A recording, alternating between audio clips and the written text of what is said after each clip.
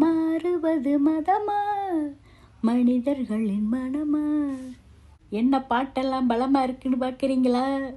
ஒரே பழக்க வழக்கம் உள்ள ஒரு குரூப் ஆஃப் பீப்புள் அவங்கள ஜாதின்னு சொன்னாங்க.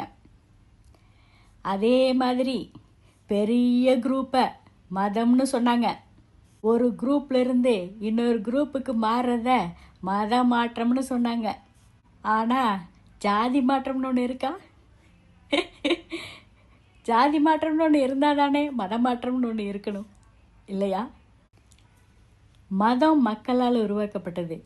அதனால தான் ஒரு மதத்திலிருந்து இன்னொரு மதத்துக்கு மக்களால் மாற முடியுது. திடீர்னு எப்படிங்க ஒரு பிறப்பால் இல்லை, திடீர்னு ஒருத்தங்க ஒரு குரூப்பில் இருக்கிறாங்க, நாளைக்கு அந்த மதத்தில் போய் சேர்றேங்கிறாங்க. அது எப்படி பாரம்பரியமான அந்த மதத்தை சேர்ந்தவங்களாம் மாற முடியும்? என்ன காமெடி பண்ணிகிட்ருக்காங்க? கொஞ்சமாவது லாஜிக் வேண்டாமா? சரி, மதம் மாறுறவங்க ஜாதி மாறுவாங்களா? சரிங்க, எனக்கு இந்த ஜாதி வேண்டாம், நான் இன்றைக்கி பிசியாக இல்லை, நான் எஸ்சி எஸ்டிக்கு போகிறேன், எனக்கு கன்வெர்ட் பண்ணி கொடுங்க. இல்லை எனக்கு எஸ்சி எஸ்டி வேண்டாம், நான் எம்பிசிக்கு போகிறேன். இல்லை எனக்கு எஃப்சி ஆக்குங்க, நான் ஃபார்வர்டு கிளாஸ் தான் போவேன் அப்படின்னு சொன்னால் அது மாற முடியுமா? கொஞ்சமாவது யோசித்து பார்க்கணும்.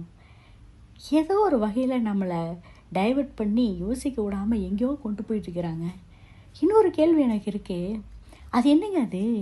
உலகத்தில் எங்கே போனாலும் ஏதோ ஒரு ஃபார்ம் ஃபில் பண்ணணும் அப்படின்னாலும் ஹிந்துவா முஸ்லீமா ஹிந்துவான்னு கேட்குறாங்க. ஹிந்துங்கிறது ஒன்று மட்டும்தான் இருக்கா? அந்த ஹிந்துவில் எல்லாம் ஒரு குறிப்பிட்ட பிரிவினர் வராங்களா? ஹிந்துங்கிறது யாரெல்லாம் சேர்ந்தது ஹிந்து? ஒன்றுமே புரியலையே.